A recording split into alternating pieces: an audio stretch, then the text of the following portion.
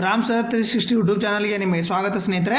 April 7 ಮತ್ತು 8ರ current ಅಫೇರ್ಸ್ನ ಇವತ್ತು ನೋಡ್ಕೊತ ಹೋಗೋಣ. Class delay ಆಗ್ತಿದ್ದಾವೆ. ಓಕೆ, ನಾಳೆಯಿಂದ ಯಥಾವತ್ತಾಗಿ ಲೈವ್ ಕ್ಲಾಸ್ ಬರ್ತವೆ. ಓಕೆ, ಮೊದಲೇ ಕ್ವಶನ್ ನೋಡ್ತಾ ಹೋಗೋಣ. ಬೆಂಗಳೂರಿನ ಅರಮನೆ ಮೈದಾನದಲ್ಲಿ ನಡೆದ ಮಿಸ್ ಯೂನಿವರ್ಸ್ ಕರ್ನಾಟಕ 2026 ಸ್ಪರ್ಧೆ ವಿಜೇತರು ಯಾರು?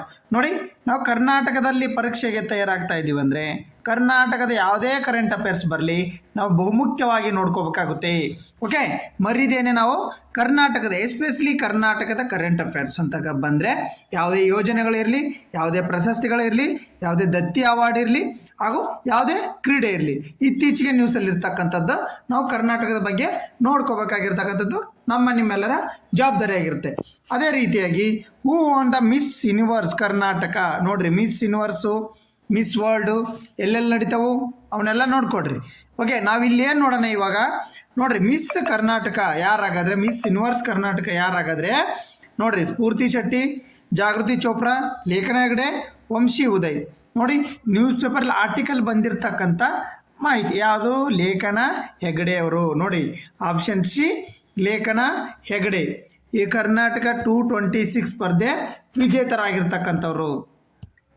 ಓಕೆ, ಲೇಖನ ಹೆಗ್ಡೆ ಮಿಸ್ ಯೂನಿವರ್ಸ್ ಕರ್ನಾಟಕ 2026 ಬೆಂಗಳೂರಿನ ಅರಮನೆ ಮೈದಾನದಲ್ಲಿ ನಡೆದ ಮಿಸ್ ಯೂನಿವರ್ಸ್ ಕರ್ನಾಟಕ 2026 ಪೇಜೆಂಟ್ನ ಫಿನಾಲೆಯಲ್ಲಿ ಲೇಖನ ಹೆಗ್ಡೆ ವಿಜೇತರಾದ. ಸ್ಫೂರ್ತಿ ಶೆಟ್ಟಿ ಮೊದಲ ರನ್ನರ್ ಅಪ್. ನೋಡ್ರಿ, ಮೊದಲ ರನ್ನರ್ ಅಪ್.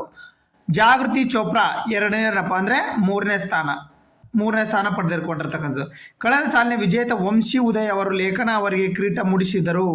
ಓಕೆ, ಕಳೆದ 2025 ಸಾಲಿನ ಯಾರಾಗಾದ್ರೆ ವಂಶಿ ಉದಯ್ ಅವರು.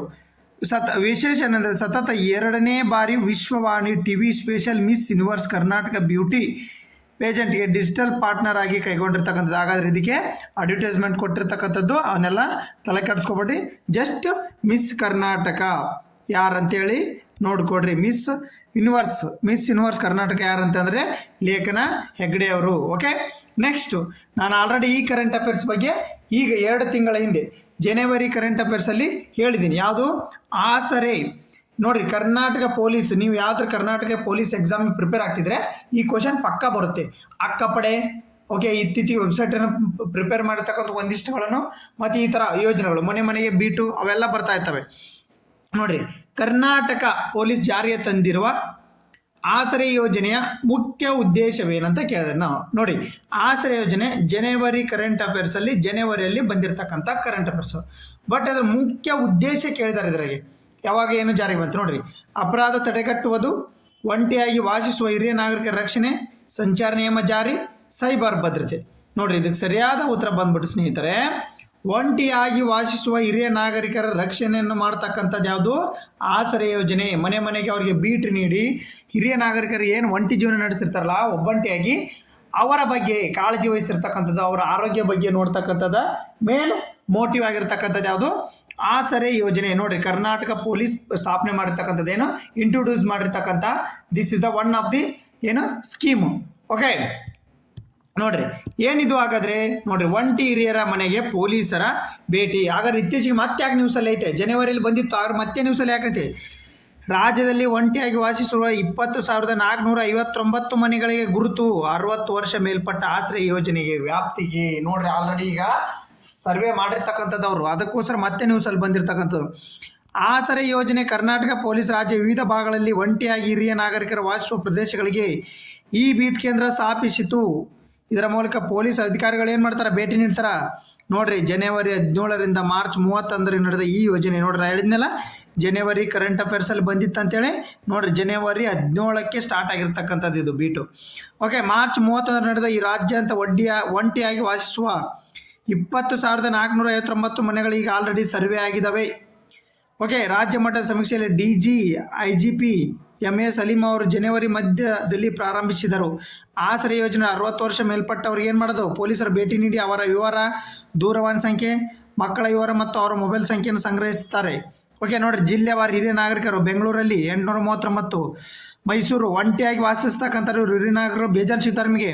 Mysuru 480, Mangaluru 379, Kalaburagi 310, Belagavi 210.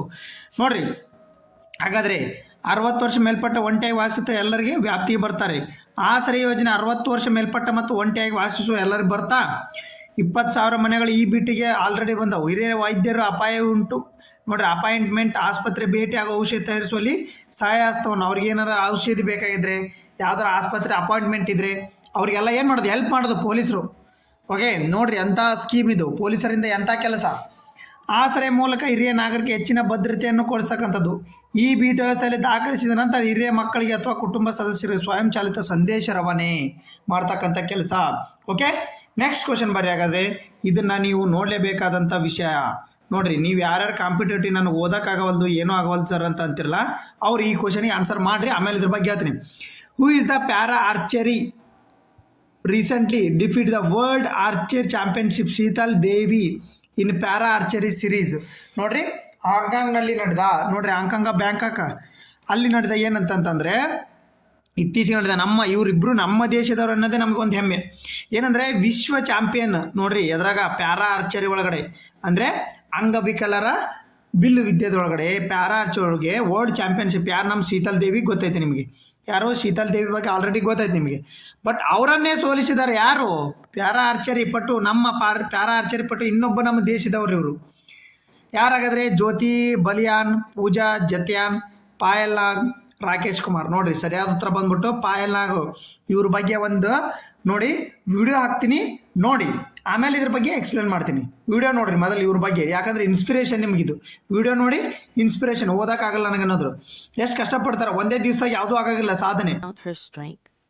Payal Nag, a brave girl from Balangir, was just 8 when an electrocution accident changed her life forever. She lost all 4 limbs, but not her spirit. With little means to care for Payal, her parents, with heavy hearts, placed her in an orphanage, hoping she would receive the care she needed. Where most saw an ending, Payal found a beginning. She even learned to paint using only her mouth. Then came inspiration. Watching Sheetal Devi, Payal believed, if she can, so can I. A social media post changed everything. She reached Mata Vaishno Devi Shrine Board Sports Complex, where she found support and guidance from her coach. She didn't give up. She trained relentlessly, from becoming a national champion to making her mark at the Khelo India Games. At just 18, on her senior international debut at the World Archery Paris Series 2026, Payal stunned the world.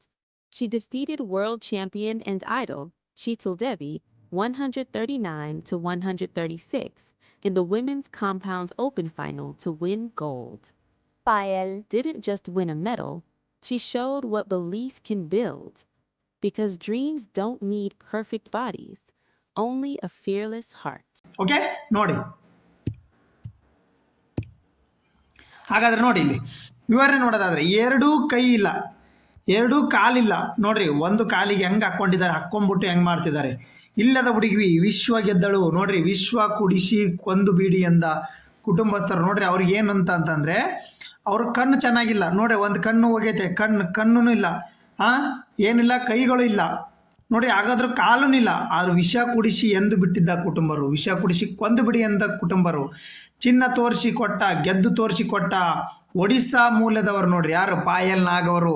ನೋಡ್ರಿ ಹೀಗೆ ಕತೆ ನಿಮಗೆ ಸ್ಫೂರ್ತಿ ತಂದಿರಬಹುದು. ಬ್ಯಾಂಕಾಕ್ನಲ್ಲಿ ನಡೆದ ವಿಶ್ವ archery championship. Bharat para archery ಪಟ್ಟು ಎರಡು ಕೈಗಳಿಲ್ಲ ಶೀತಾಳದೇವಿ ತೋರಿಸಿದ್ದರು. ಈಗ ಎರಡು ಕೈ ಕಾಲು ಎರಡು ಇಲ್ಲವ್ರವ್ರದ್ದು ತೋರಿಸ್ತಿರ್ತಕ್ಕಂಥದ್ದು. ಜಮ್ಮು ಕಾಶ್ಮೀರ 19 ವರ್ಷದ ಎರಡು ಕೈಗಳಿಲ್ಲದ ಶೀತಲ್ ದೇವಿ ಪ್ಯಾರಾ ಒಲಿಂಪಿಕ್ಸ್ನ ನೋಡ್ರಿ, ಪ್ಯಾರಾ ಒಲಿಂಪಿಕ್ಸ್ ವಿಶ್ವ champion, Asian para games archery ಪದಕ ಸಾಧನೆ ಮಾಡಿದರು. ಬಟ್ ಪಾಯಲ್ ಅವರು ನೋಡ್ರಿ ಒಡಿಸ್ಸಾ ಮೂಲದವರು. ಈ ನಮ್ಮ ಶೀತಲ ದೇವಿಯನ್ನೇ ಏನು ಸಾಕ್ಷಾತ್ ದೇವಿ ಇದ್ದಂಗಿದ್ರು ನಮ್ಮ ಶೀತಲ್ ದೇವಿಯನ್ನೇ ಸೋಲಿಸುವ ಮೂಲಕ ರನ್ನರ್ ಅಪ್ ಆದ್ರು ಬಿಡಿ, ಇವರು ಫೈನಲಲ್ಲಿ ಗೆದ್ದಿರ್ತಕ್ಕಂಥದ್ದು. ಯಾರು ನೋಡ್ರಿ, ಭುಜದ ಮೂಲಕ ಬಾಣ ಬಿಡ್ತಕ್ಕಂಥದ್ದು ಪಾಯಲ್ ನಾಗ್ ಅವರು.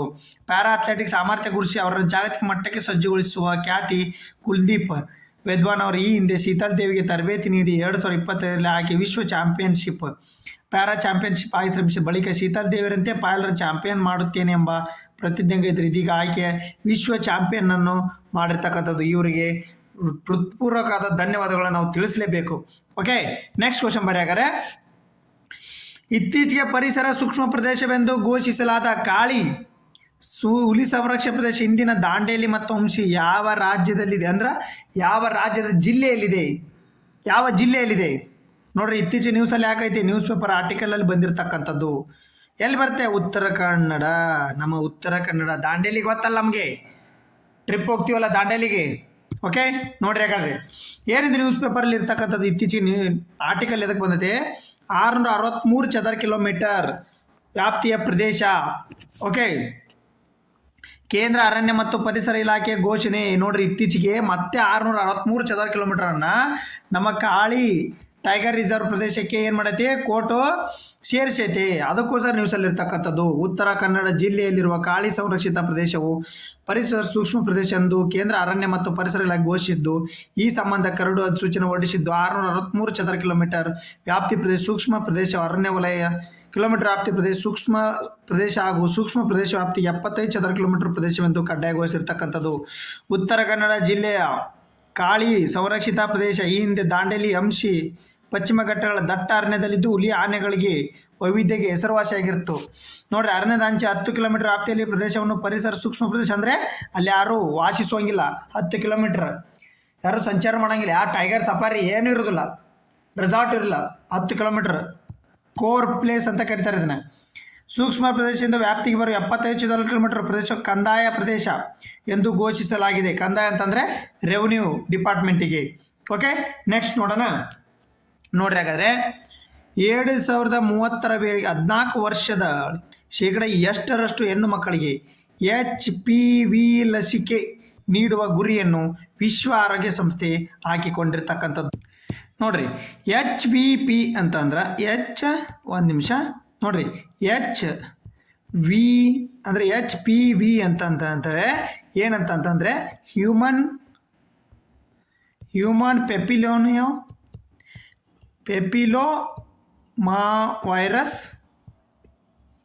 ಪೆಪಿಲೋವೈರಸ್ ಅಂತೇಳಿ ಅರ್ಥ. HPV ಅಂದರೆ papilloma virus, human papilloma virus. ಇದೇನಂತಂದರೆ ಕ್ಯಾನ್ಸರ್ ಕಾರಕ, ಒಂದು ಜೆನೆಟಿಕಲ್ ವರ್ತ್ ಇದು.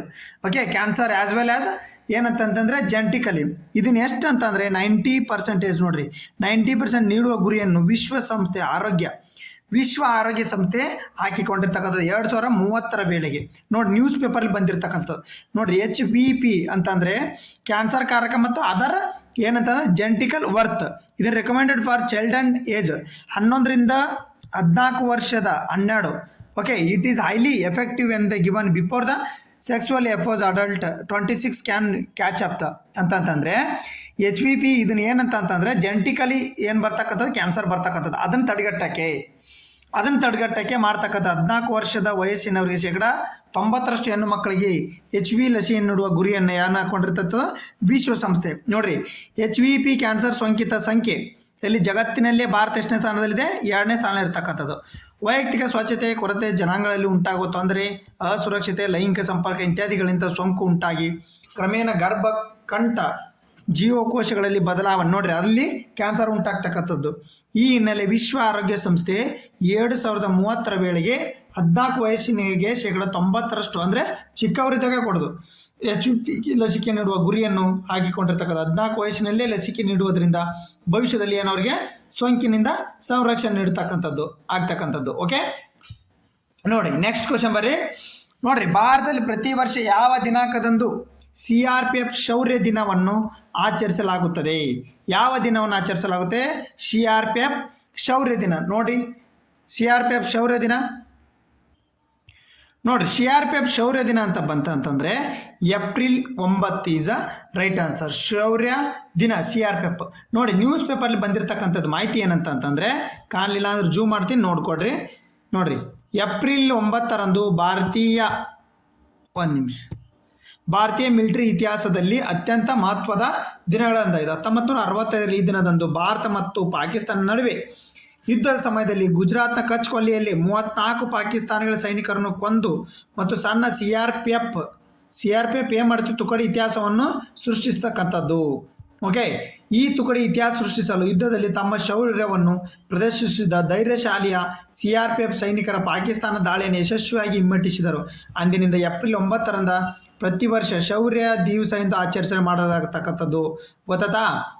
ಪಾಕಿಸ್ತಾನದ ಜೋಡಿ ಗುಜರಾತ್ನ ಕಚ್ ಬಳಿ CRPF ಯೋಧರು ಏನು ಮಾಡ್ರು ಪಾಕಿಸ್ತಾನ ಹಿಮ್ಮೆಟ್ಟಿಸಿದ್ದು ತಮ್ಮ ಶೌರ್ಯನ ತೋರಿಸಿದಕ್ಕೋಸ್ಕರ. ಓಕೆ, ಗುಜರಾತ್ನ ಕಚ್ನಲ್ಲಿರೋ ಸರ್ದಾರ್ ಪೋಸ್ಟ್ನಲ್ಲಿ ನಡೆದ ಈ ಯುದ್ಧದಲ್ಲಿ 6 CRPF ಸೈನಿಕರು ಹುತಾತ್ಮರಾದರು. ಆದರೆ 34 ಪಾಕಿಸ್ತಾನ ಸೈನಿಕರು ಕೊಲ್ಲಲ್ಪಟ್ಟರು. 4 ಪಾಕಿಸ್ತಾನ ಸೈನಿಕರನ್ನು ಸಹ ಸೆರೆ ಹಿಡಿಯಲಾಗಿತ್ತು. ನೋಡ್ರಿ, ಟೋಟಲ್ 40 ಜನನ ಮರ್ಡರ್ ಮಾಡಲಾಯಿತು. ಓಕೆ, 1965 ಭಾರತ ಪಾಕಿಸ್ತಾನ ಗಡಿ ಭದ್ರತೆ ಜವಾಬ್ದಾರಿಯನ್ನು CRPF ಹೊಂದಿತ್ತು. ನೋಡ್ರಿ, ಈಗ ಯಾವ್ದು ಹೊಂದೈತಿ? BSF ಹೊಂದೈತಿ. ಮೊದಲು ಯಾವ್ದು ಹೊಂದಿತ್ತು? CRPF ಪಾಕಿಸ್ತಾನ ಗಡಿಯನ್ನು. ಓಕೆ, ಏಪ್ರಿಲ್ 8 ಮತ್ತು 9 ರಾತ್ರಿ 8 ಪಂಜಾಬ್ ಬೆಟಾಲಿಯನ್. ನೋಡ್ರಿ, ಇಷ್ಟು ತಿಳ್ಕೊರಿ. ಫ್ರಾಂಟಿಯರ್ ರೈಫಲ್ 6 ಬಲೂಚ್ನ ಬೆಟಾಲಿಯನ್ಗಳು ಒಳಗೊಂಡ ಪಾಕಿಸ್ತಾನದ 51ನೇ ಪದಾತಿ ದಳದ 3500 ಸೈನಿಕರ ತುಕಡಿ ಆಪರೇಷನ್ ಡೆಸರ್ಟ್ ಹಾಕ್ ಭಾಗವಾಗಿ, ನೋಡ್ರಿ, ಆಪರೇಷನ್ ಡೆಸರ್ಟ್ ಹಾಕ್ ಭಾಗವಾಗಿ ಕೊಲ್ಲಿ ಗಡಿಗಳ ಮೇಲೆ ಹಠಾತ್ ದಾಳಿಯನ್ನು ಪ್ರಾರಂಭಿಸಿದವು. ಆ ಸಮಯದಲ್ಲಿ CRPF ಸೈನಿಕರು ಏನಾಗಲಿದೆ ಎಂದು ತಿಳಿಯದಿರಲಿಲ್ಲ. ಸರ್ದಾರ್ ಪೋಸ್ಟ್ನಲ್ಲಿ ಸೈನಿಕರು ಕಾಯುತ್ತಿದ್ದ ಪ್ರದೇಶವನ್ನು ವಶಪಡಿಸಿಕೊಂಡರು ಪಾಕಿಸ್ತಾನ ಸೈನ್ಯದ ಉದ್ದೇಶವಾಗಿತ್ತು. ಈ ಪೋಸ್ಟ್ 150 ಸೈನಿಕರು ಒಳಗೊಂಡಿತ್ತು. ಓಕೆ, ಟೋಟಲ್ ಆಗಿ ಏನು ಮಾಡ್ತಾರೆ? CRPF head constable Bhavana Ram ಅವರನ್ನು ಸರ್ದಾರ್ ಪೋಸ್ಟ್ನಲ್ಲಿ ಪೂರ್ವ ಅಂಚಿನಲ್ಲಿ ನಿಯೋಜನೆ ಮಾಡತಕ್ಕಂಥದ್ದು. ಟೋಟಲ್ ಆಗಿ ಏನು, ಇದರಲ್ಲಿ 6 CRPF ಸೈನಿಕರು ಏನು ಮಾಡಿದ್ರು? ಹುತಾತ್ಮರಾದರು. ನಂತರ ಶೌರ್ಯದ ನೆನಪಿಗಾಗಿ ಪ್ರತಿ ವರ್ಷ ಏಪ್ರಿಲ್ 9 ಆಚರಣೆ ಮಾಡ್ತಕ್ಕಂಥದ್ದು. ಓಕೆ, ಇದ್ರ ಬಗ್ಗೆ ನೀವು ಇಷ್ಟು ತಿಳ್ಕೊಳ್ಳೇಬೇಕು. ಏಪ್ರಿಲ್ 9, 2021 56ನೇ CRPF ಶೌರ್ಯ ದಿನವನ್ನು ಸೂಚಿಸ್ತಕ್ಕಂಥದ್ದು. ಹಿನ್ನೆಲೆ ನೋಡ್ರಿ, ಈ ಹಿನ್ನೆಲೆಗಳಿನೆಲ್ಲ CRPFನ ಇತಿಹಾಸ ನೋಡೋದಾದರೆ CRPF July 27, 1933 British imperial representative police ಆಗಿ ಅಸ್ತಿತ್ವಕ್ಕೆ ಬಂದಿತ್ತು. ಸ್ವಾತಂತ್ರ್ಯದ ನಂತರ ಡಿಸೆಂಬರ್ 28, 1949 CRPF ಕಾಯ್ದೆ ಜಾರಿಗೆ ಬಂದ ನಂತರ ಈ ಪಡೆ ಕೇಂದ್ರ ಮೀಸಲು ಪೊಲೀಸ್ ಪಡೆ CRPF ಎಂದು ನೋಡ್ರಿ. ಫಸ್ಟ್ನ್ಯಾಗ CRPF ಅಂತಿತ್ತು, ಆಮೇಲೆ CRPF ಪೊಲೀಸ್ ಪಡೆ ಎಂದು ಮರುನಾಮಕರಣವಾಗಿತ್ತು. ಕೇಂದ್ರ ಮೀಸಲು ಪೊಲೀಸ್ ಪಡೆ ಅಂತ ಹೇಳಲಾಗಿರ್ತಕ್ಕಂಥದ್ದು. CRPFನ ದೇಹ ಏನು ದೇಹ ಇದ್ರದ್ದು ನೋಡ್ರಿ, ಸರ್ಕಾರದ ಕಾನೂನಿನ ನಿಯಮ, ಸಾರ್ವಜನಿಕ ಸುವ್ಯವಸ್ಥೆ ಮತ್ತು ಆಂತರಿಕ ಭದ್ರತೆಯನ್ನು ಪರಿಣಾಮಕಾರಿ ನಿರ್ವಹಿಸಲು ಅನುವು ಮಾಡಿಕೊಡ್ತಕ್ಕಂಥದ್ದು. ರಾಷ್ಟ್ರೀಯ ಸಮಗ್ರತೆಯನ್ನು ಸಂರಕ್ಷಿಸುವ ಇದರದ ಮೇನ್ ಥೀಮ್ ಆಗಿರ್ತಕ್ಕಂಥದ್ದು. ನೋಡ್ರಿ, ಇದು ಟೋಟಲ್ ಆಗಿ ಅಷ್ಟು ನೀವು ಮಾಹಿತಿಯನ್ನು CRPF ಎದಕ್ಕೆ CRPF, ಅದ್ರ ಮಾಹಿತಿ ಏನು, ಅದ್ರ ಹಿನ್ನೆಲೆ ಏನು ಎಲ್ಲ ತಿಳ್ಕೊಳ್ಳಿ. CRPF ಶೌರ್ಯ ದಿನದ ಬಗ್ಗೆ. ಓಕೆ, ನೆಕ್ಸ್ಟ್ ಕ್ವಶನ್ ನೋಡೋಣ. ನೋಡ್ರಿ, what was the theme for the world health day 226? ಹಾಗಾದರೆ ವರ್ಲ್ಡ್ ಹೆಲ್ತ್ ಡೇ ಅಂತ ಯಾವ ದಿನವನ್ನು ಆಚರಣೆ ಮಾಡ್ತೀವಿ ನಾವು? ನೋಡಿ, ಅದರ ಥೀಮ್ ಏನಾಗಾದ್ರೆ health for all, our planet our health, stand with science, together for health, universal health coverage. ನೋಡ್ರಿ, ಸರಿಯಾದ ಉತ್ತರ ಬಂದ್ಬಿಟ್ಟು stand with science, together for health, ಆರೋಗ್ಯಕ್ಕಾಗಿ ಒಟ್ಟಿಗೆ ವಿಜ್ಞಾನದೊಂದಿಗೆ ಸ್ಟ್ಯಾಂಡ್ ನಿಲ್ಲೋಣ ಅನ್ನೋದೇನು ಈ ವರ್ಷದ ಆರೋಗ್ಯ ದಿನದ ಧ್ಯೇಯವಾಕ್ಯ ಆಗಿರ್ತಕ್ಕಂಥದ್ದು. ಓಕೆ, ನೋಡಿ, ಹಾಗಾದರೆ ಮೊದಲು ಧ್ಯೇಯವಾಕ್ಯ ನೋಡ್ಕೊಂಬರೋಣ. 2026 ಧ್ಯೇಯವಾಕ್ಯ ಹಾಗಾದರೆ, ವಿಶ್ವ ಆರೋಗ್ಯ ಸಂಸ್ಥೆ ಪ್ರಕಾರ ಆರೋಗ್ಯವೆಂದರೆ ಕೇವಲ ರೋಗಗಳ ಅನುಪಸ್ಥಿತಿಯಲ್ಲ, ಬದಲಾಗಿ ಅದು ವ್ಯಕ್ತಿಗಳ ಸಂಪೂರ್ಣ ದೈಹಿಕ, ಮಾನಸಿಕ, ಸಾಮಾಜಿಕ ಯೋಗಕ್ಷೇಮ ಸ್ಥಿತಿ ಎಂದು ಅರ್ಥದಲ್ಲಿ ವ್ಯಾಖ್ಯಾನಿಸೋದು. ಆರೋಗ್ಯಕ್ಕಾಗಿ ಒಟ್ಟಿಗೆ ವಿಜ್ಞಾನದೊಂದಿಗೆ ಸ್ಟ್ಯಾಂಡ್ ಎಂಬ ಧ್ಯೇಯವಾಕ್ಯದಿಂದ 2026 ವಿಶ್ವ ಆರೋಗ್ಯ ದಿನವನ್ನು ಆಚರಣೆ ಮಾಡ್ತಕ್ಕಂಥದ್ದು. ಓಕೆ, ಪ್ರಜೆಗಳು ನಾವೆಲ್ಲ ಒಟ್ಟಿಗೆ ಸೇರಿ ಒಂದೊಮ್ಮೆ ನಮ್ಮ ಆರೋಗ್ಯಕರ ಕುಟುಂಬ ಸದಸ್ಯರ ಸುಧಾರಿಸುವ ನಿಟ್ಟಿನ ಜಾಗೃತಿ ಮೂಡಿಸುವುದರೊಂದಿಗೆ ಸುತ್ತಮುತ್ತಲಿನ ಸಮುದಾಯವನ್ನು ನಾವೇನು ಮಾಡಬೇಕು? ಜಾಗೃತಿ ಮಾಡಬೇಕು. ಓಕೆ, ವಿಶ್ವ ಆರೋಗ್ಯ ದಿನವನ್ನು ಪ್ರತಿ ವರ್ಷ ಏಪ್ರಿಲ್ 7 ವಿಶ್ವಾದ್ಯಂತ ಆಚರಿಸಲಾಗುತ್ತದೆ. ವಿಶ್ವ ಆರೋಗ್ಯ ಸಂಸ್ಥೆ ಸ್ಥಾಪನೆ ನೆನಪಿಗೋಸ್ಕರ ಆಚರಿಸುವಾಗ ಇದು ಜಾಗತಿಕ ಆರೋಗ್ಯ ಸಮಸ್ಯೆಗಳ ಮೇಲೆ ಗಮನ ಕೇಂದ್ರೀಕರಿಸ್ತಕ್ಕಂಥದ್ದು. ನೋಡ್ರಿ, ವಿಶ್ವ ಆರೋಗ್ಯ ಸಂಸ್ಥೆ ಏನು ಸ್ಥಾಪನೆ ನೆನಪಿಗೋಸ್ಕರ, ಆರೋಗ್ಯವೇ ಶ್ರೇಷ್ಠ ಸಂಪತ್ತು ಎಂದು ಈ ದಿನವನ್ನು ನಮಗೆ ನೆನಪಿಸುತ್ತದೆ. 1950ರಲ್ಲಿ ವಿಶ್ವ ಆರೋಗ್ಯ ಸಂಸ್ಥೆಯ ಪ್ರಾರಂಭಿಸಿತು. ಈ ದಿನವನ್ನು ಆಯ್ಕೆ ಮಾಡಲು ಕಾರಣವೆಂದರೆ ವಿಶ್ವ ಆರೋಗ್ಯ ಸಂಸ್ಥೆ ಏಪ್ರಿಲ್ 7, 1948 ಸ್ಥಾಪನೆ ಆಗಿರ್ತಕ್ಕಂಥದ್ದು. ಓಕೆ, ವಿಶ್ವ ಆರೋಗ್ಯ ಸಂಸ್ಥೆ ಯಾವ ಸ್ಥಾಪನೆ ಆಯ್ತಲ್ಲ ಅವತ್ತು ನೆನಪಿಗೋಸ್ಕರ 1948 ಸ್ಥಾಪನೆ ಆಗಿತ್ತು. 1950ರಿಂದ ನಾವು ಏನು ಮಾಡ್ತೀವಿ? ಆಚರಣೆ ಮಾಡಲಿಕ್ಕೆ ಸ್ಟಾರ್ಟ್ ಮಾಡಿರ್ತಕ್ಕಂಥದ್ದು. 2026 ವಿಶ್ವ ಆರೋಗ್ಯ ಥೀಮ್ ಏನಂತಂದರೆ ಆರೋಗ್ಯಕ್ಕಾಗಿ ಒಟ್ಟಾಗಿ ವಿಜ್ಞಾನದೊಂದಿಗೆ ನಿಲ್ಲು ಎಂಬುದು ಥೀಮ್ ಆಗಿರ್ತಕ್ಕಂಥದ್ದು. ಓಕೆ, ಇಷ್ಟನ್ನು ನೀವು ನೋಡ್ಕೊಡ್ರಿ. ನೆಕ್ಸ್ಟ್ ನೋಡ್ರಿ ಇದು ಭಾಳ ಇಂಪಾರ್ಟೆಂಟು. ನಾನು ಆಲ್ರೆಡಿ ಈಗ ಯಾರ ಪದಚ್ಯುತಿ ಸ್ಪೀಕರ್ ಅವರ ಪದಚ್ಯುತಿ ಬಗ್ಗೆ ಹೇಳಿದ್ದೆ ನೋಡಿ. ಲೋಕಸಭೆ ಸ್ಪೀಕರ್ ಓಂ ಬಿರ್ಲಾ ಅದಲ್ಲ, ಓಂ ಬಿರ್ಲಾ ಅವರು ಯಾವುದು ಫೆಬ್ರವರಿ ಒಳಗಡೆ ಫೆಬ್ರವರಿಗೆ ಓಂ ಬಿರ್ಲಾ ಅವರ ಪದಚ್ಯುತಿಗಳ ಬಗ್ಗೆ ಹೆಂಗಾಗುತ್ತೆ ಪದಚ್ಯುತಿ ಓಂ ಬಿರ್ಲಾ ಅವ್ರ ಬಗ್ಗೆ ಹೇಳಿದ್ದೀನಿ. ಮತ್ತೆ ಅದನ್ನು ನಾನು ಎಕ್ಸ್ಪ್ಲೇನ್ ಮಾಡ್ಕೊಂಡು ಕುಂದಿರಲ್ಲ. ಬಟ್ ಈ ಪದಚ್ಯುತಿ ಬಂದಿರತಕ್ಕಂಥದ್ದು ECB ಅಂದರೆ ಕೇಂದ್ರ ಚುನಾವಣಾ ಆಯುಕ್ತರು ಇರ್ತಾರಲ್ಲ, ಅವರನ್ನು ಪದಚ್ಯುತಿ ಹೆಂಗೆ ಮಾಡ್ಬೇಕನ್ನೋದು. Under which article of the Indian Constitution where the recent proceeding discuss regarding the remove of the Chief Election Commission CEC ಮುಖ್ಯ ಚುನಾವಣಾ ಆಯುಕ್ತರ ವಜಾಗೊಳಿಸುವಿಕೆ ಸಂಬಂಧಿಸಿದಂತೆ ಯಾವ ವಿಧಿ ಅಡಿಯಲ್ಲಿ ಚರ್ಚೆಗಳು ನಡೆಯುತ್ತಿವೆ? ನೋಡ್ರಿ ಭಾಳ ಇಂಪಾರ್ಟೆಂಟ್ ನೋಡ್ರಿ. ಯಾವ ವಿಧಿ ಅಂತಂದರೆ 324(5) 124(4) ವಿಧಿ ಮುಖ್ಯ ಚುನಾವಣಾ ಆಯುಕ್ತರು. ನೋಡ್ರಿ ಓಂ ಬಿರ್ಲಾ ಅವ್ರ ಬಗ್ಗೆ ನಾನು ಆಲ್ರೆಡಿ ಹಿಂದಿನ ಕ್ಲಾಸ್ನಾಗ ಹೇಳಿ ಮತ್ತೆ ಹೇಳಲ್ಲ, ನೀವು ಕಂಟಿನ್ಯೂಸ್ ಕ್ಲಾಸ್ ಇರ್ಬೇಕು ಅಂದರೆ ನಿಮಗೆ ಅರ್ಥ ಆಗುತ್ತೆ. ಮತ್ತೆ ಅದನ್ನ ಹೇಳ್ಕೊಂಡು ಕೂತ್ರೆ ಏನಾಗುತ್ತೆ, ನಮ್ಮದು ಇದು ಆಗುತ್ತೆ, ಏನು ಕ್ಲಾಸ್ ಹಿಂದಕ್ಕೆ ಹೋಗುತ್ತೆ. ಓಕೆ, ಕೇಂದ್ರ ಚುನಾವಣಾ ಆಯೋಗದ ಮುಖ್ಯಸ್ಥ ಜ್ಞಾನೇಂದ್ರ ಕುಮಾರ್ ವಿರುದ್ಧ ನೋಡ್ರಿ, ಕೇಂದ್ರ ಚುನಾವಣಾ ಆಯುಕ್ತರು ಯಾರಾದ್ರ ಜ್ಞಾನೇಂದ್ರ ಕುಮಾರ್ ಪ್ರತಿಪಕ್ಷಗಳು ಮಂಡಿಸಿದ ಆಯೋಗ ನಿರ್ಣಯ ಲೋಕಸಭೆ ಎದಕ್ಕೆ ಇತ್ತೀಚಿನ ನ್ಯೂಸಲ್ಲಿ ಐತೆ ಅಂದರೆ ಪಶ್ಚಿಮ ಬಂಗಾಳದಲ್ಲಿ ಅತಿ ಹೆಚ್ಚು 91 ಲಕ್ಷ ಓಟನ್ನು ಡಿಸ್ಕ್ವಾಲಿಫೈ ಮಾಡಿರ್ತಕ್ಕಂಥದ್ದು. ಲೋಕಸಭೆ ಸ್ಪೀಕರ್ ಹಾಗೂ ರಾಜ್ಯಸಭೆ ಸಭಾಪತಿ ತಿರಸ್ಕರಿಸಿದ್ದಾರೆ. ಸಂವಿಧಾನ ಕಲಂ 324(5) ಕಲಂ ಮತ್ತು 124 ಅಡಿಯಲ್ಲಿ CEC ಜ್ಞಾನೇಂದ್ರ ಕುಮಾರ್ ಅನ್ನು ವಜಾಗೊಳಿಸುವಂತೆ 63 ಮಂದಿ ಕೋರಿ ಸಹಿ ಹೊಂದಿಗೆ ಪ್ರತಿಪಕ್ಷಗಳು ಮಾರ್ಚ್ 12ರಂದು ರಾಜ್ಯಸಭೆಯಲ್ಲಿ ಮಹಾಭಿಯೋಗ ಮಾಡಿದರು. ಮಹಾಭಿಯೋಗ ಯಾವ ಥರ ಮಾಡ್ತಾರಂತಂದ್ರೆ ಇವ್ರನ್ನ ನೋಡ್ರಿ, ಮಹಾಭಿಯೋಗ ಅಂದರೆ ರಾಷ್ಟ್ರಪತಿ, ಸುಪ್ರೀಂ ಕೋರ್ಟ್ ಅಥವಾ ಹೈಕೋರ್ಟ್ ನ್ಯಾಯಾಧೀಶರ ಉನ್ನತ ಸಾಂವಿಧಾನಿಕ ಅಧಿಕಾರಿಗಳು, ಈ ಅಧಿಕಾರಿಗಳನ್ನು ಸೇರಿಸಿ ಮುಖ್ಯ ಚುನಾವಣಾ ಆಯುಕ್ತರನ್ನು ಸೇರಿಸಿ. ಬಟ್ ಅದು ಸಂವಿಧಾನದಾಗ ಎಂಟ್ರಿ ಇಲ್ಲ, ಬಟ್ ಅದೇ ಥರನೂ ಮಾಡ್ಬೇಕು, ಅವ್ರು ಹಂಗೆ ಕಿತ್ತುಗೆಕ್ಕೆ ಬರಲ್ಲ. ಓಕೆ, ಉಲ್ಲಂಘನೆ, ದುರ್ನಡತೆ ಅಥವಾ ಅಸಮರ್ಥತೆ ಕಾರಣ ಪದವಿಯಿಂದ ಕೆಳಗಿಳಿಸುವ ಅರೆ ನ್ಯಾಯಿಕ ಪ್ರಕ್ರಿಯೆ ಆಗಿರ್ತಕ್ಕಂಥದ್ದು. ಭಾರತ ಸಂಸತ್ತಿನಲ್ಲಿ ಉಭಯ ಸದನಗಳಿಗೆ ಕಠಿಣ ಬಹುಮತದೊಂದಿಗೆ ಅಂದರೆ ಎಷ್ಟಿರ್ಬೇಕ್ರಿ, 3:1 ಇರ್ಬೇಕಂದ್ರೆ ನೋಡ್ರಿ 3:1 ಅಥವಾ 1:3 ಇರಬೇಕಾಗಿರ್ತಕ್ಕಂಥದ್ದು. ನೋಡ್ರಿ ಬಹುಮತ, ಸರಳ ಬಹುಮತ ಬರೋದಿಲ್ಲ ಮಹಾಭಿಯೋಗಕ್ಕೆ, ಕಠಿಣ ಬಹುಮತ ಇರ್ತಕ್ಕಂಥದ್ದು. ಸಂವಿಧಾನಾತ್ಮಕ ವಿಧಿ ಏನು ಹೇಳ್ತಕ್ಕಾದ್ರೆ ನೋಡ್ರಿ, ವಿಧಿ 61 ರಾಷ್ಟ್ರಪತಿ ಮೇಲೆ ಮಹಾಭಿಯೋಗ ಪ್ರಕ್ರಿಯೆಯನ್ನು ವಿವರಿಸತಕ್ಕಂಥದ್ದು. ನೋಡ್ರಿ ಏನು ಹೇಳುತ್ತೆ ಈಗ ನೋಡ್ರಿ ಇವ್ರ ಬಗ್ಗೆ ECB ಬಂತಂದರೆ 324 ಮತ್ತು 124. ನೋಡ್ರಿ ಸದನದ 3/2 ನಿಂದ್ರಿ, ಸದನದ ಏನಿರ್ಬೇಕಂತಂದರೆ ಇವ್ರನ್ನ ಪದಚ್ಯುತಿಗೊಳಿಸ್ಬೇಕಂದ್ರೆ 3/2 ಅಂತಂದರೆ ಈಗ 300 ಮಂದಿ ಶಾಸಕರದಾರ ಅಂತ ತಿಳ್ಕೊರಿ. 300 ಮಂದಿ ಶಾಸಕರೊಳಗೆ 200 ಮಂದಿ ಏನು ಮಾಡಬೇಕು, ಸಹಿ ಆಗ್ತಕ್ಕಂಥ ಕೆಲಸ ಮಾಡಬೇಕು, ವಿಶೇಷ ಬಹುಮತದೊಂದಿಗೆ ಮಾಡಬೇಕು. ಮತ್ತು ಇವರಿಗೆ 14 ದಿನಗಳ ಮುಂಚೆ ಏನು ನೋಟಿಸನ್ನು ಕೊಟ್ಟಿರಬೇಕು ಉಲ್ಲಂಘನೆ ಬಗ್ಗೆ. ಓಕೆ, 14 ದಿನಗಳ ಮುಗಿ ಇದೇ ಪ್ರಕ್ರಿಯೆ ಇವರಿಗೆ ಒಳಗೊಳ್ತಕ್ಕಂಥದ್ದು. ಹಂಗೆ ಏನು ಇವ್ರನ್ನ ಪದಚ್ಯುತಿ ಮಾಡೋಕ್ಕೆ ಬರೋದಿಲ್ಲ. ರಾಷ್ಟ್ರಪತಿ ಆಗಲಿ, ಹೈಕೋರ್ಟ್ ಮುಖ್ಯಸ್ಥರಲ್ಲಿ ಮತ್ತು ಚುನಾವಣಾ ಆಯುಕ್ತರಲ್ಲಿ, ಸುಪ್ರೀಂ ಕೋರ್ಟ್ನ ಮುಖ್ಯಸ್ಥರಲ್ಲಿ ಏನು 3/2 ವಿಶೇಷ ಬಹುಮತದೊಂದಿಗೆ. ಸರಳ ಬಹುಮತ ಅಂದರೆ 3:1. ಓಕೆ, ಅಷ್ಟೇ ನೋಡ್ಕೊಡ್ರಿ ಇದನ್ನು ಸ್ವಲ್ಪ. ನೆಕ್ಸ್ಟ್ ಬರ್ರಿ, ಸುದ್ದಿಯಲ್ಲಿ ಉಲ್ಲೇಖಿಸಿರುವಂತೆ ಇಂಧನವನ್ನು ದಹಿಸುತ್ತಲೇ ಇಂಧನವನ್ನು ಸೃಷ್ಟಿಸುವ. ನೋಡ್ರಿ ಎಂಥದಂತಂದರೆ ಇದು ನಮ್ಮ ವಿಶ್ವದಲ್ಲೇ ನಾವು 2ನೇದು, 1ನೇದ್ದು ರಷ್ಯಾ ಈ ಥರ ಕಂಡುಹಿಡಿದಿರ್ತಕ್ಕಂಥದ್ದು. ಈಗ ನಮ್ಮ ಭಾರತ ಎಂಥ ನಮ್ಮದು ಶಕ್ತಿ ಇದೆ ಅರ್ಥ ಮಾಡ್ಕೊಡ್ರಿ. ಸುದ್ದಿಯಲ್ಲಿ ಉಲ್ಲೇಖಿಸಿದ ಇಂಧನವನ್ನು ದಹಿಸುತ್ತಲೇ, ನೋಡ್ರಿ ಇಂಧನ ದಹಿಸುತ್ತಲೇ ಮತ್ತೆ ಇಂಧನವನ್ನು ಸೃಷ್ಟಿ ಮಾಡುವ ಫಾಸ್ಟ್ ಬ್ರೀಡರ್ ಘಟಕವು ಹೊಂದಿರುವ ವಿಶ್ವದ 2ನೇ ದೇಶ ಯಾವುದು ಅಂತಂದರೆ ನಮ್ಮ ಭಾರತ. ಅರ್ಥ ಮಾಡ್ಕೊಡ್ರಿ ಎಷ್ಟು ಡೆವಲಪ್ ಆಗ್ತಿದ್ವಿ ನಾವು. ಬಟ್ ಇತ್ತೀಚೆಗೆ ಡೆವಲಪ್ ಆಗ್ತಿದ್ದೀವಿ. ಮೊದಲಿಂದ ಡೆವಲಪಿಂಗ್ ಆಗಿದ್ರೆ ನಾವು ಚೀನಾನಿಂದ ಆಗ್ತಿದ್ವಿ. ಬಟ್ ಚೀನಾ ನಾವು ಮುಟ್ಟಬೇಕಾದ್ರೆ ಇನ್ನೂ ಭಾಳಷ್ಟುಗಳು ಬೇಕು, ಒಪ್ಕೋಬೇಕಾಗಿರ್ತಕ್ಕಂಥ ಸಂಗತಿ. ಏನಿದು ಹಾಗಾದರೆ ನೋಡ್ರಿ, ಕಲ್ಪಕಂನಲ್ಲಿ ನೋಡ್ರಿ, ತಮಿಳುನಾಡಿನ ಕಲ್ಪಕಂನಲ್ಲಿ ಅಣುವಿದ್ಯುತ್ ಇತಿಹಾಸ ಇಂಧನದ ದಹಿಸುತ್ತಲೇ ಇಂಧನ ಸೃಷ್ಟಿಸುವ ಘಟಕ ಫಾಸ್ಟ್ ಬ್ರೀಡರ್ ಘಟಕ ಹೊಂದಿದ ದೇಶ 2ನೇ ದೇಶ ನಮ್ಮ ತಕ್ಕಂಥದ್ದು. ತಮಿಳುನಾಡಿನ ಕಲ್ಪಕಂ ಸ್ಥಾವರದಲ್ಲಿ ಸ್ವದೇಶಿ ನಿರ್ಮಿತ ಪ್ರೋಟೋಟೈಪ್ ಫಾಸ್ಟ್ ಬ್ರೀಡರ್ ರಿಯಾಕ್ಟರ್ ಇದೀಗ ನಿರ್ಣಾಯಕ ಹಂತ ತಲುಪಿದ್ದು ಪರಮಾಣು ವಿದಳನ ಪ್ರಕ್ರಿಯೆ ಆರಂಭಿಸಿದೆ. ಇದನ್ನು ಪರಮಾಣು ವಿದ್ಯುತ್ ಉತ್ಪಾದನೆ ಮೈಲುಗಲ್ಲು ಎಂದೇ ಪರಿಗಣಿಸಲಾಗುತ್ತದೆ. ರಷ್ಯಾ ಬಳಿಕ 2ನೇ ದೇಶ ನಮ್ಮದು.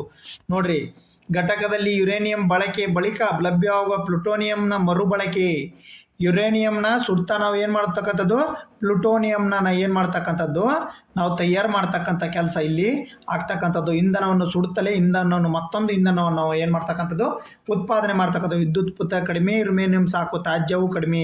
ಸದ್ಯ ರಿಯಾಕ್ಟರ್ನಲ್ಲಿ ವಿದ್ಯುಳನ ಕ್ರಿಯೆ ಸುಸ್ಥಿರ ಹಂತಕ್ಕೆ ಬಂದಿರತಕ್ಕಂಥದ್ದು. ನೋಡಿ ಭಾಳ ಇಂಪಾರ್ಟೆಂಟ್, ನೋಡ್ಕೊಡ್ರಿ. ಕಲ್ಪಕಂ ತಮಿಳುನಾಡಿನಲ್ಲಿ. ಹಾಗಾದ್ರೆ GK ಟುಡೇ ಕ್ವಶನಿಗೆ ಬರೋಣ. ಮಧುಮಲೈ ಹುಲಿ ಅಭಯಾರಣ್ಯ ಯಾವ ರಾಜ್ಯದಲ್ಲಿದೆ? ಬಿಹಾರ್, ತಮಿಳುನಾಡು, ಒಡಿಸ್ಸಾ, ಜಾರ್ಖಂಡ್. ಎಲ್ಲಿದೆ ಹಾಗಾದ್ರೆ? ತಮಿಳುನಾಡು. GK ಟುಡೇ ಕ್ವಶನ್ ನೋಡ್ಕೊಡ್ರಿ. ಮಧುಮಲೈ ಹುಲಿ ಅಭಯಾರಣ್ಯ ಯಾವ ರಾಜ್ಯದಲ್ಲಿದೆ ಅಂದರೆ ತಮಿಳುನಾಡು. ಇತ್ತೀಚೆಗೆ ನ್ಯೂಸಲ್ಲಿ ಹಾಕಿದೆ ಅಂತಂದ್ರೆ ಇದು ಇತ್ತೀಚೆಗೆ ನೋಡ್ರಿ, ನೀಲಗಿರಿ ಕಲೆಕ್ಟರ್ ಮಧುಮಲೈ. ನೀಲಗಿರಿ ಕಲೆಕ್ಟರ್ ಅಂದರೆ ಯಾರು? DC ಪ್ರದೇಶದೊಳಗೆ ಒಂದು ದೂರದ ಹಳ್ಳಿಗೆ ಭೇಟಿ ನೀಡಿ ಮತದಾನ ಸೌಲಭ್ಯದ ಬಗ್ಗೆ ನೋಡ್ರಿ, ಅಲ್ಲಿ ಮಧುಮಲೈ ಬೆಟ್ಟದಲ್ಲಿರ್ತಕ್ಕಂಥ ಒಳಗಡೆ ಹೋಗಿ ಅವ್ರಿಗೇನು ಮತದಾನದ ಬಗ್ಗೆ ಏನು ಮಾಡಿದ್ದಾನೆ, ಜಾಗೃತಿ ಮೂಡಿಸ್ತಕ್ಕಂಥ DC ಅವರು ಕೆಲಸ ಮಾಡಿರ್ತಕ್ಕಂಥದ್ದು. ಪರಿಶೀಲಿ ಮತದಾರರಿಗೆ ಮೂಲಭೂತ ಸೌಕರ್ಯ ಖಚಿತಪಡಿಸಿಕೊಂಡು ಚುನಾವಣಾ ಮುಂಚಿತವಾಗಿ ಅರಣ್ಯ ಒಳಭಾಗದಲ್ಲಿ ಆಡಳಿತ ಸಂಪರ್ಕವನ್ನು ಎತ್ತಿ ತೋರಿಸಿದರು. ಈ ಮೀಸಲು ಪ್ರದೇಶವು ತಮಿಳುನಾಡಿನಲ್ಲಿ, ಕರ್ನಾಟಕ, ಕೇರಳ, ತಮಿಳುನಾಡಿನ ತ್ರೀ ಜಂಕ್ಷನ್ನಲ್ಲಿ ಇರತಕ್ಕಂಥದ್ದು. ನೋಡಿ, ಕರ್ನಾಟಕ, ತಮಿಳುನಾಡು, ಕೇರಳ 3 ಜಂಕ್ಷನ್ನಲ್ಲಿ ಇರ್ತಕ್ಕಂಥದ್ದು ಇದು. ಮತ್ತು ನೀಲಗಿರಿ ಬಯೋಸ್ಫಿಯರ್ ಪ್ರದೇಶದ ಭಾಗವಾಗಿರ್ತಕ್ಕಂಥದ್ದು. ಮಧುಮಲೈ ಗೊತ್ತಲ್ಲ, ಬಟ್ ತಮಿಳುನಾಡು ಅಂತ ಹಾಕ್ರಿ. 3 ಜಂಕ್ಷನ್ ಹಾಕ್ಬೇಡ್ರಿ, ತಮಿಳುನಾಡು ಅಂತ ಹಾಕ್ರಿ. ಇದು ವಯನಾಡು ವನ್ಯಜೀವಿ ಅಭಯಾರಣ್ಯ ಕೂಡ ಒಳಗೊಂಡಿರ್ತಕ್ಕಂಥದ್ದು. ಬಂಡೀಪುರ ಹುಲಿ ಮೈಸೂರು ಪ್ರದೇಶ ಗಡಿಯನ್ನು ಹಂಚಿಕೊಂಡಿರ್ತಕ್ಕಂಥದ್ದು. ಬಂಡೀಪುರ ನಮ್ದು ಎಲ್ಲಿ? ಬೆಂಗಳೂರು. ಓಕೆ, ಒಂದು ಪ್ರಮುಖ ಪರಿಸರ ಕಾರಿಡಾರ್ ಆಗಿ ಇದು ಬೆಳೀತಕ್ಕಂಥದ್ದು. ಯಾವುದು? ಮಧುಮಲೈ. ಓಕೆ, ನೋಡಿರಿ, ವನ್ಯಜೀವಿ ಧಾಮಗಳನ್ನು ಹೊಂದೈತೆ, ಉದ್ಯಾನವನಗಳನ್ನು ಹೊಂದೈತೆ, ಮತ್ತು ಚೆನ್ನಾಗಿ 3 ಜಂಕ್ಷನ್ 3 ಏನಪ್ಪ ಅಂದ್ರೆ ರಾಜ್ಯಗಳನ್ನು ಒಳಗೊಂಡಿರ್ತಕ್ಕಂಥದ್ದು. ನೀಲಗಿರಿ ಬಯೋಸ್ಫಿಯರ್ನು ಕೂಡ ಒಳಗೊಂಡಿರ್ತಕ್ಕಂಥದ್ದು. ಓಕೆ, ನೆಕ್ಸ್ಟು ಜುವಾಂಗ್ ಬುಡಕಟ್ಟು ಪ್ರಾಥಮಿಕವಾಗಿ ಯಾವ ರಾಜ್ಯದಲ್ಲಿ ಕಂಡು ಬರ್ತಾರೆ? ಜುವಾಂಗ್ ಮಹಾರಾಷ್ಟ್ರ, ಒಡಿಸ್ಸಾ, ಜಾರ್ಖಂಡ್. ಯಾವ ರಾಜ್ಯದಲ್ಲಿ ಅಂತಂತಂದರೆ ಒಡಿಸ್ಸಾದಲ್ಲಿ ಕಂಡು ಬರ್ತಾರೆ. ಇತ್ತೀಚೆಗೆ ಯಾಕೆ ನ್ಯೂಸಲ್ಲಿ ಐತೆ ನೋಡ್ರಿ, ಇದು ನ್ಯೂಸಲ್ಲಿ ಯಾಕಿದೆ ಅಂತಂದರೆ ಇತ್ತೀಚೆಗೆ ನೋಡ್ರಿ, ಜುವಾಂಗ್ ಬುಡಕಟ್ಟು ಜನಾಂಗ ಕೇಳಿದ್ರ ಎಲ್ಲರೂ? ನ್ಯೂಸಲ್ಲಿ ಐತೆ ಅಂದರೆ ಓದ್ಕೊಂಡ್ಬಿಡ್ಬೇಕು. ನೋಡ್ರಿ, ಒಡಿಸ್ಸಾದ ಜುವಾಂಗ್ ಬುಡಕಟ್ಟು 16 ವರ್ಷದ ಬಾಲಕಿ ಮಕ್ಕಳ ಆರೋಗ್ಯ ಮತ್ತು ಬಾಲ್ಯದ ಬಗ್ಗೆ ಹಳ್ಳಿಯ ಮನೋಭಾವನೆಯನ್ನು ಪರಿವರ್ತಿಸುವ ಗಮನಾರ್ಹ ಸಾಮಾಜಿಕ ಬದಲಾವಣೆ ಮಾಡತಕ್ಕಂಥದ್ದು. ಏನಂತಂದರೆ 16 ವರ್ಷದ ಬಾಲಕಿ ಏನು ಮಾಡಿದಾಳೆ, ಅಲ್ಲಿ ಇರ್ತಕ್ಕಂಥ ಬುಡಕಟ್ಟು ಜನಾಂಗದವರಿಗೆ ಏನಪ್ಪ ಅಂತಂದ್ರೆ ಬಾಲ್ಯ ಬಗ್ಗೆ ಮತ್ತು ಬುಡಕಟ್ಟು ಮಕ್ಕಳ ಆರೋಗ್ಯ ಮತ್ತು ಬಾಲ್ಯದ ಬಗ್ಗೆ ಅರಿವು ಮೂಡಿಸ್ತಕ್ಕಂಥ ಕೆಲಸವನ್ನು ಮಾಡ್ತಿದ್ದಾರೆ ಅಂತ ನೋಡಿ. ಒಂದು ಬಾಲಕಿ, ಜುವಾಂಗ್ ಬುಡಕಟ್ಟು ಜನಾಂಗದ ಒಂದು ಬಾಲಕಿ, ಅದಕ್ಕೋಸ್ಕರ ನ್ಯೂಸಲ್ಲಿರ್ತಕ್ಕಂಥದ್ದು. ಒಡಿಸ್ಸಾದಲ್ಲಿ ಕಂಡುಬರುವ 62 ಬುಡಕಟ್ಟು ಜುವಾಂಗ್ ಬುಡಕಟ್ಟು, 13 ವಿಶೇಷ ದುರ್ಬಲ ಬುಡಕಟ್ಟು ಅಂದರೆ ವಿಶೇಷ ದುರ್ಬಲ ಬುಡಕಟ್ಟು ಗುಂಪುಗಳಿಗೆ ಇವ್ರನ್ನ ಸೇರ್ತಕ್ಕಂಥದ್ದು. PVDG ಒಂದಾಗಿದೆ ಮತ್ತು ಇದು ಮುಖ್ಯವಾಗಿ ಕ್ಯೋಂಜಾರ್ ಮತ್ತು ಡೆಂಕನಲ್ ಜಿಲ್ಲೆಗಳಿಗೆ ಕೇಂದ್ರೀಕೃತವಾಗಿರ್ತಕ್ಕಂಥದ್ದು. ಅವರು ಆಸ್ಟ್ರೋ ಏಸಿಯಾಟಿಕ್ ಅಥವಾ ಕುಟುಂಬದ ಮುಂಡಾ ಶಾಖೆಗೆ ಸೇರಿದ ಜುವಾಂಗ್ ಭಾಷೆಯನ್ನು ಮಾತನಾಡುತ್ತಾರೆ ಮತ್ತು ರಚನಾತ್ಮಕ ಕುಲ ಮತ್ತು ರಕ್ತ ಸಂಬಂಧಗಳ ವ್ಯವಸ್ಥೆಯನ್ನು ಅನುಸರಿಸುತ್ತಾರೆ. ಸಾಂಪ್ರದಾಯಿಕವಾಗಿ ಬೇಟೆಯಾಡುವುದು, ಸಂಗ್ರಹಿಸುವುದು ಮತ್ತು ಸೀಮಿತ ಕೃಷಿಗಳ ಮೇಲೆ ಅವಲಂಬಿತವಾಗಿದ್ದು, ಅವರ ನಂತರ ವಸಾಹತುಶಾಹಿ ಅವಧಿಯಲ್ಲಿ ಅರಣ್ಯ ನಿರ್ಬಂಧಗಳ ನಂತರ ಬುಟ್ಟಿ ನೇಯ್ದು ವಿನಿಮಯ ವ್ಯಾಪಾರ. ನೋಡ್ರಿ, ಇತ್ತೀಚೆಗೆ ಅವ್ರು ಮೊದಲು ಅವನು ಕಸು ಮಾಡ್ತಿದ್ರು, ಮತ್ತೇನು ಮಾಡ್ತಾರೆ ಈಗ? ಬುಟ್ಟಿನೇ ಜೀವನ ಮಾಡ್ತಾರೆ. ಈಗ ಫಾರೆಸ್ಟಲ್ಲಿ ಏನಿದೆ ಅವರಿಗೆ ನಿರ್ಬಂಧ ಮಾಡತಕ್ಕಂಥದ್ದು, ಗಿಡ ಪರ ಅವನ್ನೆಲ್ಲ ಕರಿಬಾಡ್ರಿ ಅಂತೇಳಿ. ನೆಕ್ಸ್ಟು ರೊಂಗಾಲಿ ಬಿಹು ಪ್ರಮುಖವಾಗಿ ಯಾವ ರಾಜ್ಯದಲ್ಲಿ ಆಚರಿಸುವ ಹಬ್ಬವಾಗಿರ್ತಕ್ಕಂಥದ್ದು? ಬಿಹು ಅಂತ ಗೊತ್ತು ನಿಮಗೆ, ಬಟ್ ರೊಂಗಾಲಿ ಬಿಹು ಎಲ್ಲಿ? ಅಸ್ಸಾಮಿನಲ್ಲಿ. ಅಸ್ಸಾಮಿನಲ್ಲಿ ನೋಡ್ರಿ, ರೊಂಗಾಲಿ ಬಿಹು ಹಬ್ಬ ಉತ್ಸವವು ಅಸ್ಸಾಂನ ವಿವಿಧ ಬಾಳೆ ಹರಡಿದೆ. ಇದು ಅಸ್ಸಾಂನ ಪ್ರಮುಖ ಹಬ್ಬಗಳಲ್ಲಿ ಒಂದಾಗಿದೆ. ಇದನ್ನು ಬೊಹಾಂಗ ಬಿಹು ಎಂದು ಕರೆಯುತ್ತಾರೆ. ನೋಡ್ರಿ, ಬೊಹಾಂಗ ಬಿಹು ಅಂತಂತಂದ್ರೆ ನೀವೇನು ಮಾಡಿಬಿಡ್ತೀರಿ? ಅಸ್ಸಾಂ ಹಾಕಿಬಿಡ್ತೀರಿ. ಬಟ್ ಅವನು ರೊಂಗಾಲಿ ಬಿಹು ಅಂತ ಕೇಳಿದ್ದಾನೆ. ನೋಡ್ಕೊಡ್ರಿ, ಇದೇ ಕನ್ಫ್ಯೂಷನ್ನಾಗ ಹೋಗಬೇಡಿ. ಇದು ಅಸ್ಸಾಂನ ಪ್ರಮುಖ ಹಬ್ಬಗಳಲ್ಲಿ ಒಂದಾಗಿದೆ. ಇದನ್ನು ಬೊಹಾಂಗ ಬಿಹು ಎಂದು ಕರೆಯುತ್ತಾರೆ. ಇದು ಅಸ್ಸಾಮಿನ ಹೊಸ ವರ್ಷದ ಅಥವಾ ವಸಾಹತು ಕಾಲದ ಆಗಮನದ ಗುರುತಿಸ್ತಕ್ಕಂಥದ್ದು. ನೋಡ್ರಿ, ನಮ್ಮ ಕಡೆಗೆ ಹೆಂಗೆ ಮುಂಗಾರು ಯುಗಾದಿ ಅಂತೀವಲ್ಲ, ರೊಂಗಾಲಿ ಎಂಬ ಪದವು ರೊಂಗ ಎಂಬ ಪದದಿಂದ ಬಂದಿದೆ. ಇದರ ಅರ್ಥದಲ್ಲಿ ಸಂತೋಷ ಆಚರಣೆ. ಈ ಹಬ್ಬವು ಅಸ್ಸಾಮಿನ ಸಮಾಜದ ಶ್ರೀಮಂತ ಸಾಂಸ್ಕೃತಿಕ ಸಂಪ್ರದಾಯಗಳಲ್ಲಿ ಸಾಮಾಜಿಕ ಜೀವನ ಪ್ರತಿಬಿಂಬಿಸತಕ್ಕಂಥದ್ದು. ಆಚರಣೆಗಳ ಸಮಯದಲ್ಲಿ ಮಹಿಳೆಯರ ಪ್ಯಾಟ್, ಮುಗ, ರೇಷ್ಮೆ, ಹತ್ತಿಯಂತ ಮಾಡಿದ ಸಾಂಪ್ರದಾಯಿಕ ಮೆಕೆಲಾ ಚಾಡೋರನ್ನು ಧರಿಸತಕ್ಕಂಥದ್ದು. ನೋಡ್ರಿ, ಪ್ಯಾಟ್, ಮುಗ ರೇಷ್ಮೆ ನೆನಪಿರಲಿ, ಅಥವಾ ಹತ್ತಿಯಿಂದ ಮಾಡಿದ ಒಟ್ಟ ಕಾಟನಿಂದ ಮಾಡಿರ್ತಕ್ಕಂಥದ್ದು ಮುಕೆಲಾ ಚಾವಡ ಅನ್ನತಕ್ಕಂಥದ್ದು ಒಂದು ಡ್ರೆಸ್. ಇದು ಅದನ್ನು ಅವರು ತೊಟ್ಟುಕೊಳ್ತಕ್ಕಂಥ ಹಬ್ಬ ಅದನ್ನು ತೊಟ್ಕೊಂಡು ಆಚರಣೆ ಮಾಡ್ತಕ್ಕಂಥದ್ದು. ಹಾಗಾದರೆ ನೋಡ್ರಿ, ಸರ್ಕಾರಿ ಇ ಮಾರ್ಕೆಟ್ ಪ್ಲಸ್ ಭಾರತ ರಾಷ್ಟ್ರೀಯ ಸಾರ್ವಜನಿಕ ಖರೀದಿ ಪೋರ್ಟಲ್ ಆಗಿದ್ದು ಯಾವ ಸಚಿವಾಲಯದಡಿ ಕೆಲಸ ಮಾಡ್ತಕ್ಕಂಥದ್ದು? ಸರ್ಕಾರಿ E market plus JEM Bharat ರಾಷ್ಟ್ರೀಯ ಯಾವ ಸಚಿವಾಲಯದಡಿ ಕೆಲಸ ಮಾಡುತ್ತಿದ್ದು? ಇದು ವಾಣಿಜ್ಯ ಮತ್ತು ಕೈಗಾರಿಕೆ ಸಚಿವಾಲಯದಡಿ ಕೆಲಸ ಮಾಡುತ್ತೆ ನೋಡ್ರಿ. ವಾಣಿಜ್ಯ ಮತ್ತು ಕೈಗಾರಿಕೆ ಸಚಿವಾಲಯದಡಿ. ಇಂಥವೆಲ್ಲ ಭಾಳ ಕ್ವಶನ್ ಕೇಳ್ತಾನೆ, ಯಾವ ಸಚಿವಾಲಯದಡಿ ಅಂತೇಳಿ. ಯಾಕಂದರೆ ಇಂಪಾರ್ಟೆಂಟ್ ನೋಡ್ಕೋಬೇಕಾಗಿರ್ತಕ್ಕಂಥದ್ದು. ಆಲ್ಮೋಸ್ಟ್ ಗೃಹ ಸಚಿವಾಲಯದ ಅಡಿಯಲ್ಲಿ ಯಾವ ಕೆಲಸ ಮಾಡ್ತಾರಲ್ಲ ಅವ್ನು ಭಾಳ ಕೇಳ್ತಾನೆ ನೋಡ್ರಿ. ಸರ್ಕಾರಿ ಇ ಮಾರ್ಕೆಟ್ ಪ್ಲಸ್ ಭಾರತದ ರಾಷ್ಟ್ರೀಯ ಸಾರ್ವಜನಿಕ ಖರೀದಿ ಪೋರ್ಟಲ್ ಆಗಿದ್ದು ನೋಡಿ, ಏನಂದರೆ ಭಾರತ ರಾಷ್ಟ್ರೀಯ ಸಾರ್ವಜನಿಕ ಖರೀದಿ ಪೋರ್ಟಲ್ ಇದು. ಇದನ್ನು ವಾಣಿಜ್ಯ ಕೈಗಾರಿಕಾ ಸಚಿವಾಲಯ 2019ರಲ್ಲಿ ಮಾಡ್ತೀವಿ. ಯಾವುದು? ಸರ್ಕಾರಿ ಇ ಮಾರ್ಕೆಟ್ ಪ್ಲಸ್ ಎಂಬ ಏನಿದು ವೆಬ್ಸೈಟ್ ಥರ ಒಂದು ಕೆಲಸ ಮಾಡ್ತಕ್ಕಂಥದ್ದು. JEM 18.4 ಲಕ್ಷ ಕೋಟಿಗಳ ಸಂಚಿತ ಒಟ್ಟು ವ್ಯಾಪಾರ ಮೌಲ್ಯವನ್ನು ಸಾಧಿಸಿದೆ. ಇದರಲ್ಲಿ 2025-26 ಹಣಕಾಸು ವರ್ಷದಲ್ಲಿ 5 ಲಕ್ಷ ಕೋಟಿ ಹೆಚ್ಚಿಗೆ ದಾಟಿರ್ತಕ್ಕಂಥದ್ದು. ಇದು ಕೇಂದ್ರ ಸರ್ಕಾರ, ರಾಜ್ಯ ಸರ್ಕಾರಿ ಸಚಿವಾಲಯಗಳು, ಇಲಾಖೆಗಳು, ಸಾರ್ವಜನಿಕ ವಲಯಗಳು ಮತ್ತು ಸಂಯೋಜಿತ ಸಂಸ್ಥೆಗಳಿಗೆ ಮತ್ತು ಸೇವೆಗಳ ಸಂಗ್ರಹಣೆಯನ್ನು ಸುಗಮಗೊಳಿಸ್ತಕ್ಕಂಥ ಕೆಲಸ ಮಾಡುತ್ತೆ. ಸಂಪೂರ್ಣವಾಗಿ ಡಿಜಿಟಲ್ ನಗದು ರಹಿತ ವ್ಯವಸ್ಥೆ ಚಾಲಿತ ಆಗಿದ್ದು ಇದು ಚಾಲಿತ ಪರಿಕರಗಳು ಮತ್ತು ಬಹುಭಾಷೆ ಕಲಿಕಾ ನಿರ್ವಹಣೆ ವ್ಯವಸ್ಥೆಯೊಂದಿಗೆ ಅತ್ಯಂತ ಕೊನೆಯವರೆಗೂ ಪರಿಹಾರ ನೀಡ್ತಕ್ಕಂಥ ಕೆಲಸ ಮಾಡುತ್ತೆ. ಏನಿದು? ಸರ್ಕಾರಿ ಇ ಮಾರ್ಕೆಟ್ ಪ್ಲಸ್ ರಾಷ್ಟ್ರೀಯ ಸಾರ್ವಜನಿಕ ಖರೀದಿ ಪೋರ್ಟಲ್. ಇದು ಒಂದು ಪೋರ್ಟಲ್ ಉಪಕ್ರಮ. ಯಾರು ಮಾಡಿದರೆ? ಕೈಗಾರಿಕಾ ವ್ಯವಹಾರಗಳ ಸಚಿವಾಲಯ. ಎಷ್ಟು? 2016 ಸ್ಟಾರ್ಟ್ ಮಾಡಿದ್ದಾರೆ ನೋಡಿ. ಹಾಗಾದ್ರೆ ಇನ್ನೊಂದು ಬರ್ರಿ, ಇದೊಂದು ಕ್ವಶನ್ ಕೊಟ್ಟಿಲ್ಲ, ಜಸ್ಟ್ ಮಾಹಿತಿ ತಿಳ್ಕೊಳ್ಳಿ. ಇದೇ ಮೊದಲ ಬಾರಿ ವಿಶ್ವಸಂಸ್ಥೆ ಮಹಿಳಾ ಅಧ್ಯಕ್ಷೆಯಾಗಿ ಆಯ್ಕೆ ಆಗಲಿದ್ದಾರೆ. ಬಟ್ ಯಾರು ಆಗ್ತಾರೆ ಅನ್ನೋದು ಗೊತ್ತಿಲ್ಲ ನೋಡಿ. ಆಯ್ಕೆ ಆಗಲಿದ್ದಾರೆ ಕೊಡೋದು ಬೇರೆ, ಇನ್ನೂ ಆಯ್ಕೆ ಆಗಿಲ್ಲ. ಬಟ್ ಪೈಪೋಟಿ ಐತಿ ಯಾರ ನಡುವೆ ನೋಡ್ರಿ. ಆಂಟೋನಿ ಗುಟ್ರೆಸ್ ಹೋದಾರೆ. ಆಂಟೋನಿ ಗುಟ್ರೆಸ್ಸೋ ಈಗಿರ್ತಕ್ಕಂಥದ್ದು. ಆಂಟೋನಿ ಗುಟ್ರೆಸ್ ಇರ್ತಕ್ಕಂಥದ್ದು. ಗುಟ್ರೆಸ್ ಅದರ. ಈಗ ಇವರ ಅಧಿಕಾರಾವಧಿ 2026ರಲ್ಲೇ ಮುಗಿತೈತಿ. ಏಪ್ರಿಲ್ 21, 22ಕ್ಕೆ ಮುಗಿತೈತಿ. ಅಲ್ಲಿ ನೋಡ್ರಿ ಯಾರು ಅದಾರ ಅಂತಂದ್ರೆ ಈಗ ನೋಡ್ರಿ ಇಬ್ಬರು ಪೈಪೋಟಿ ಐತಿ. ಯಾರ್ದು? ಚೀಲಿಯಾ ನೋಡ್ರಿ, ಚೀಲಿಯ ಮಾಜಿ ಅಧ್ಯಕ್ಷೆ ಮಿಚೆಲ್ ಬ್ಯಾಚೆಲೆಟ್ ಹಾಗೂ ಕೋಸ್ಟಾರಿಕಾದ ಮಾಜಿ ಉಪಾಧ್ಯಕ್ಷ ರೆಬೆಕಾ ಗ್ರೀನ್ಸ್ಟಾನ್. ಇವರಿಬ್ಬರ ಮಧ್ಯೆ ಪೈಪೋಟಿ ಐತಿ. ಇವರಿಬ್ಬರು ಯಾರಾಗ್ತಾರೆ ಅವತ್ತು ನಾನು ನಿಮ್ಗೆ ಕರೆಂಟ್ ಅಫೇರ್ಸಲ್ಲಿ ಹೇಳ್ತೀನಿ. ಓಕೆ ನೆಕ್ಸ್ಟ್, ನೀವು ಯಾರು ನನ್ನ ಕರೆಂಟ್ ಅಫೇರ್ಸ್ ನಿನ್ನೆ ಕ್ಲಾಸ್ ಕೇಳಿರಲ್ಲ, ಹಿಂದಿನ ಕ್ಲಾಸು, ಅಲ್ಲಿ ನೀವು ಇದನ್ನು ಕರೆಂಟ್ ಅಫೇರ್ಸ್ನ ಕಮೆಂಟ್ ಮೂಲಕ ಕಮೆಂಟ್ ಮಾಡಬೇಕು. ಓಕೆ ನೋಡಿರಿ, ಹಂಗೆ ವಿಡಿಯೋನ ಲೈಕ್ ಮಾಡಿರಿ. ತಂತ್ರಜ್ಞಾನ ಆಧಾರಿತ ತರಬೇತಿಯಲ್ಲಿ ಶ್ರೇಷ್ಠ ಸ್ಕೋಚ್ ರಾಷ್ಟ್ರೀಯ ಪ್ರಶಸ್ತಿ ಪಡೆದ ಸಂಸ್ಥೆ ಯಾವುದು ಅಂತ ಹೇಳೈತೆ. ನೀವು ಹೋಗಿ ನೋಡ್ಕೊಂಡು ಮಾಡಿ, ಕಮೆಂಟ್ ಮಾಡಿ, ಮತ್ತು ವಿಡಿಯೋನ ಲೈಕ್ ಮಾಡಿ, ನಿಮ್ಮ ಸ್ನೇಹಿತರಿಗೂ ಶೇರ್ ಮಾಡಿ.